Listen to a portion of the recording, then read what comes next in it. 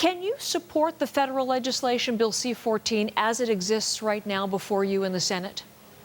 No, Heather, I cannot, and I would be surprised if the majority would be able to support it the way it is. There are very clearly some flaws, and the minister, as we just heard, has pointed out a number of times that she wants uniformity across the country, and yet there are some glaring errors in the legislation that do not allow that uniformity. So where for you does it fall short? Well, first of all, Heather, the part that I'm the most passionate about is clearly the the conscientious objection rights.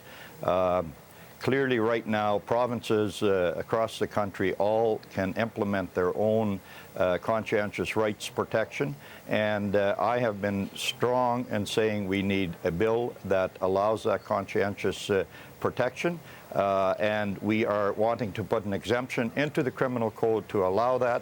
And but yet let's the just be minister clear, has Senator, been just for opposed to people, just conscientious objection, those are the doctors who do not wish to have to help someone end his or her life. What will happen to them? So you want a clear provision for them. Those are doctors, Heather. They are pharmacists, and they are institutions that do not want to take part. So I'm not saying that the doctors that want to take part shouldn't be allowed to, but if somebody does not want to take part for whatever reason, they should not be forced to by any legislation. And right now, all provinces, the way the legislation is now, all provinces have the right to decide on that individually, and that's wrong. So do you expect this will be one of the amendments that you send back to the House of Commons? Well, it's certainly an amendment that I'm going to bring forward, and it was a recommendation that our committee, legal committee sent in, and I'm very disappointed that the government did not accept even one of our recommendations. They are now saying, and we heard it again this morning, they are now saying that they don't know why the Senate couldn't move a little quicker on this. We've had the bill for 2 days. We've had a government that's been in power for 7.5 months. And they sent us the first piece of legislation just a couple of days ago. This was not even the first one. This was the second piece of legislation. We've debated it for 2 days.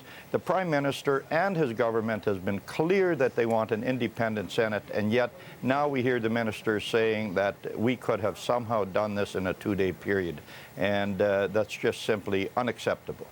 So we know, as far as time frame, the Senate Legal and Constitutional Committee looking at it today, and tomorrow will present to the Senate, and perhaps at the end of this week or on into next. This is what I'm hearing from your colleague, Senator Cowan, before it gets to a vote, and not feeling any pressure in terms of rushing that forward. So do you anticipate at the end of the process that you will send it back to the House of Commons with amendments? You've mentioned the one that you'd like to see, but do you expect that there will be specific amendments that you send back to MPs for consideration?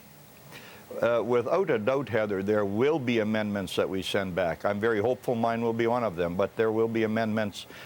Clearly, there are people that are saying there's too many safeguards in this legislation. I'm of the opinion there aren't enough, but there will most definitely be amendments, and we'll see at that point whether the government will accept something that we send back to them. They did not when we sent them back the report. And had they accepted something then, we would have had a chance to get this legislation through by today or tomorrow. And it is as a result of their absolutely refusing to accept anything that we've sent them that we are now in the situation that we're in. Do you have the concerns that the health minister just expressed? And that is, I mean, there have been a number expressed both by her and by the justice minister, now that there is this legal void for as long, you know, it could be a week, it could be 2, could be longer. But we heard her specific concerns being expressed in that now it's about time to rely on provincial guidelines, which vary from province to province. She expressed concern about a patchwork quality to that, whether ages would vary, whether number of witnesses would vary. And then there are other concerns, too, about whether, you know, some doctors may, in fact, refuse to provide services because of the legal void that they find themselves, or maybe some would give access to legal services to some who shouldn't have access to them in terms of getting a doctor to assist in their death. All of these questions, because there is confusion now that ensues. Do you have concerns about a legal void for the foreseeable future because of this? Well, absolutely. Without a doubt, I have a concern about that. And we were hopeful that we would get something earlier than we did. There were those of us that were hopeful that we would even sit last week to move this legislation along. Instead, the Prime Minister went to Japan. We all had a week break when we should have been here discussing this. And so absolutely I have a real concern about that we now have a void. However, having said that, we need to try to get this right. We need to try to make sure that the rights of all Canadians are protected, and that is a real concern that many of us have.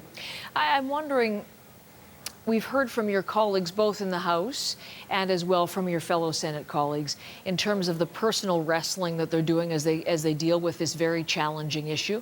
And I'm wondering if you could speak to it personally. I'm wondering if there's a personal experience that's framing your thinking or influencing your thinking on this, or if your opinion has been shaped or shifted by what you're hearing from other Canadians on this, Senator.